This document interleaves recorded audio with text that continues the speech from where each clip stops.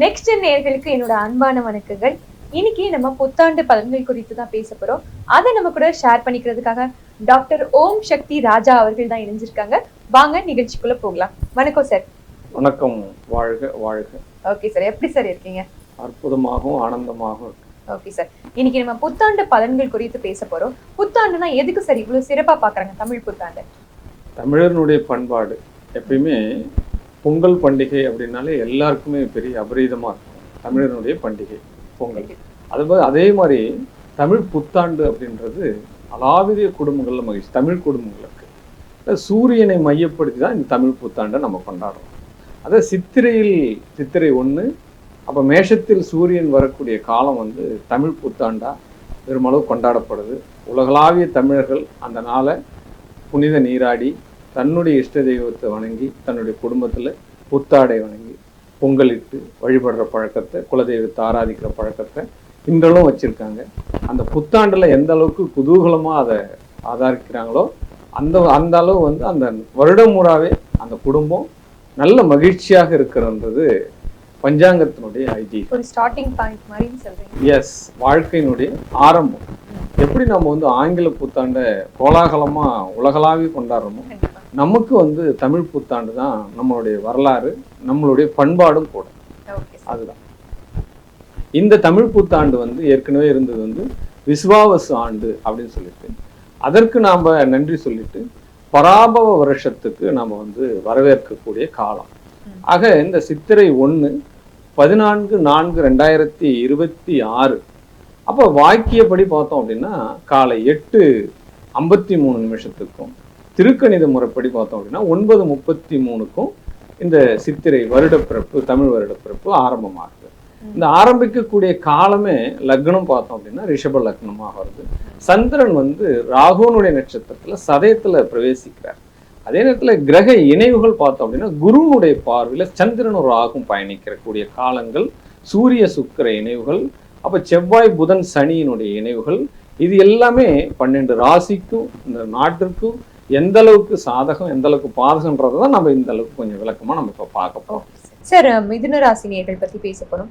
எப்பவுமே 2 மனசாவே இருப்பாங்க இவங்க, எனக்கு அது தெரியும். இவங்களுக்கு எப்படி சார் இருக்கு தமிழ் புத்தாண்டு? மிதுன ராசிக்காரங்களுக்கு கிட்டத்தட்ட ஒரு 2 இயர்ஸ்க்கு முன்னாடி வேலை இல்லை அப்படின்ற மாதிரி சொல்லிட்டு இருந்தாங்க. இப்போ ஒரு வருஷமா ரொம்ப அதீதமா உழைச்சுட்டு இருக்காங்க, உத்தியோகம் பண்றாங்க. ஆனா இருந்தாலும் மிச்சம் பண்ண முடியல, மீதி பண்ண முடியல. இப்ப இந்த வருஷம் அவங்க அந்த புத்தாண்டுக்கு அப்புறம் அவங்களுக்கு சேமிப்புகள் உருவாகும். முதல்ல தன்னுடைய பேங்க் பேலன்ஸ் இருக்கும், அந்த ஜீரோ பேலன்ஸ் இருக்காது, மைனஸ்ல இருக்காது, கடன் கட்ட முடியாம சூழ்நிலை வராது. இவ்வளவு நாள் ரொம்ப அங்கங்க வட்டிக்கு வாங்கிட்டு, ரொம்ப மத்தவகிட்ட வாங்கிட்டு, நண்பர்கிட்ட வாங்கிட்டு அப்படிலாம் ரொம்ப அவஸ்தைப்பட்டு இருந்தாங்க. உத்தியோகமே இல்லை, அப்புறம் உத்தியோகம் இருந்தது. இப்போ ரிலீஃப் ஆயிடுவாங்க. பட் கடன்ல இருந்து விடுதலை ஆவாங்க. அப்போ புதுசா கடன் உருவாகாது, பட் பெஸ்ட் ஆஃபா இருக்கும். பெருங்கடன் சிறுகடன் ஆயிடும். வட்டி கட்ட இஎம்ஐ எல்லாம் கட்டின்னு இருக்கிறவங்களுக்கு இப்ப லேசியா இருக்கக்கூடிய சூழ்நிலை கிடைக்கும். அப்ப கடன் கட்டுறா அப்படின்னா அவளுக்கு பொருளாதாரம் உயர்ந்தாதான் கடன் கட்ட முடியும். ஆல்ரெடி அவளுக்கு அப்ப தொழில் யோகிதை ஆயிடும், தொழில முன்னேற்றம் கிடைச்சிடும். 2 தொழில் பண்ணக்கூடிய சூழ்நிலைகள் எல்லாம் இப்ப கிரியேட் ஆயிடும். டபுள் இன்கிரிமெண்ட் வரும். அதனால பீஸ்ஃபுல்லா இருப்பா. அதே நேரத்துல சுற்றுலா போவா. அப்ப ஜாலியா சுத்துறத இவ்வளவு காலம் கஷ்டப்பட்டாங்க இல்லையா, அப்ப கொஞ்ச நாளாவது நம்ம பீஸ்ஃபுல்லா இருக்கும், நம்ம ஜேர்னி ஒரு ஹாப்பியா கொடுக்கலாம். அப்ப மலை பிரதேசங்களுக்கு ஜேர்னி போகிறதுக்கு உண்டான சூழ்நிலை எல்லாம் கிடைக்கும். இந்த மிதுன ராசிக்காரர்கள்ல இந்த தங்கச்சி இருந்து அண்ணன் இருக்கா அப்படின்னா, அண்ணன் இப்ப சீர் செய்யக்கூடிய சூழ்நிலைகள் எல்லாம் கிடைச்சிடும். ஆமா, சீர் செய்வா. அந்த அண்ணன் வீட்டுக்கு அனைத்து வித சீர்களும் ஏற்கனவே செய்ய முடியாம இருக்கும், கல்யாணம் பண்ணக்குள்ள செய்ய முடியாத சூழ்நிலை இருக்கும். அந்த டைம்ல செய்ய முடியாததெல்லாம் ஒரு ஆச்சரியமூட்டும் விஷயத்துல இவங்களுக்கு ஒரு டபுள் இன்கிரிமெண்டா டபுளா வர்றதுக்கு உண்டான சூழ்நிலைகள் எல்லாம் கிடைக்கும். அப்ப உத்தியோகம் பிளஸ் ஆயிடும், பொருளாதாரம் பிளஸ் ஆயிடும், சுய முயற்சி வெற்றி பெறும். இவங்க நினைக்கிறதெல்லாம் நடக்கும்.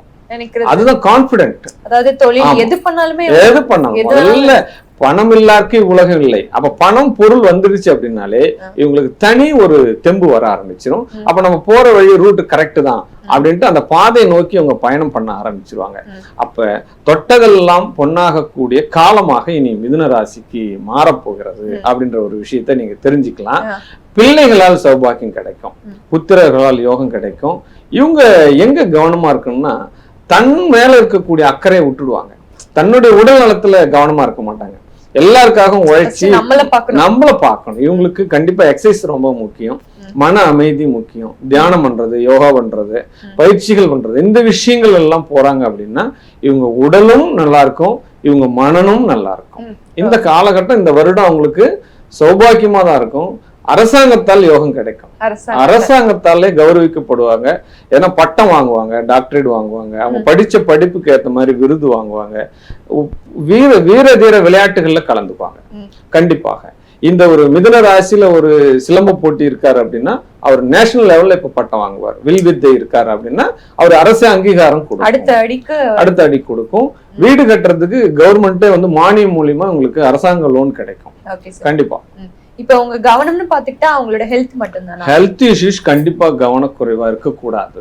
அதுவும் பாதம் சார்ந்த விஷயங்கள், ஒரு பாதத்துல அடிபடுது, இடறி விழுறாங்க, இல்ல கட்ட விரல் பாடுபடுது, அப்ப எலும்பு சார்ந்த பிரச்சனைகள் வர்றதுக்கு உண்டான வாய்ப்புகள் இருக்கும். சின்ன விஷயமா இருக்குமே கண்டு நம்ம நாளைக்கு பாத்துக்கலாம்னு அவங்க பண்ணக்கூடாது.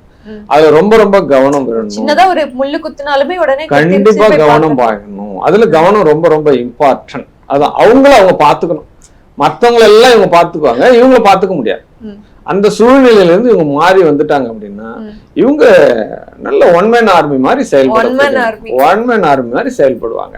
அதே காலகட்டத்துல கேந்திரத்துல இப்ப குரு வந்து ஜென்மத்துல இருந்து பயணம் பண்றார். அப்ப சனி குருவனுடைய சேர்க்கை பயணம் பண்றாரு. அப்ப வரக்கூடிய பணம் அபரீத பணமா மாறும். அபரீத பணம்னா ஏற்கனவே 10,000 ரூபாய் சம்பளம் வாங்கியிருந்தாங்க அப்படின்னா இப்ப 20,000 வாங்குவாங்க. ஏதோ பிசினஸ் பண்ணியிருந்தாங்க அப்படின்னா இப்ப இன்னொரு இடத்துல வச்சு பிசினஸ் பண்ணுவாங்க. அப்ப கமிஷன் துறையில இருக்கிறவங்களுக்கு ஏகப்பட்ட விற்காத நிலம் கூட வித்துரும். அப்போ வீடு கட்டி விற்கிறாங்க இல்லையா, அவங்களுக்கு எல்லாம் அந்த வீடு விற்க ஆரம்பிச்சிடும். எவ்ரிதிங் பாசிபிளா இருக்கும். பணம் பல வழிகளில் வரும். அதே நேரத்துல செலவு பண்ணும் போதும் ஜாக்கிரதையாக செலவு பண்ணணும். இல்ல அதிகமா வருதுன்னு சொல்லிட்டு மாது இந்த விஷயத்துக்குள்ள போகக்கூடாது. இதுவும் அதிகமாயிடும். ஏன்னா ராகு இருக்கிறதுனால கண்டிப்பா அந்த விஷயங்கள்லாம் நடக்கும். ஓகே சார், இவங்களுக்கான சிறப்பு பரிகாரங்கள் கோயில்கள் இருக்கா? கண்டிப்பா இருக்குமா. ஏன்னா இவங்களுடைய ஆதிபத்தியமே பார்த்தோம் அப்படின்னா புதன் தான். அப்ப புதனுக்குரியவர் எப்பயுமே பெருமாள் தான். ஓம் நமோ நாராயணா அப்படின்னு இவங்க ஐக்கியம் ஆக்கிட்டாங்க அப்படின்னா சனிக்கிழமை தோறும் பெருமாள் ஆலயங்கள்லயோ அல்ல ஹனுமனுடைய ஆலயங்கள்லயோ போயிட்டு ஒரு 10 நிமிஷம் அமர்ந்து உட்காந்துட்டு அந்த பெருமாளுடைய உசித்து பண்ணிட்டு வந்துட்டாலே இவங்களுக்கு பாவங்கள் தொலையும், எந்த சங்கடமும் வராது. ஆமா, பெருமாளுக்கு நைவேத்தியம் வச்சு படையல் போட்டு இவங்க சனிக்கிழமை விரதம் இருந்து படையல் போட்டு படைக்க ஆரம்பிச்சிட்டாங்க அப்படின்னா அந்த நமோ நாராயண மந்திரம் உச்சாதனம் உள்ள போயிடுச்சு, இன்ஷெட் பண்ணிட்டாங்க அப்படின்னா இவர்களுக்கு வாழ்க்கையில் வசந்தங்கள் எப்பொழுதும் வீசிக்கொண்டே இருக்கும். கண்டிப்பா சார், உங்களுக்கு எல்லாமே நீங்க பாசிட்டிவ் தான் சொல்லிருக்கீங்க. ஒரே ஒரு இது தன்னைத்தானே பாத்துக்கணுங்கிற மாதிரி ஒரு பாயிண்டோட அழகா முடிச்சிட்டீங்க. நன்றி சார். வாழ்க.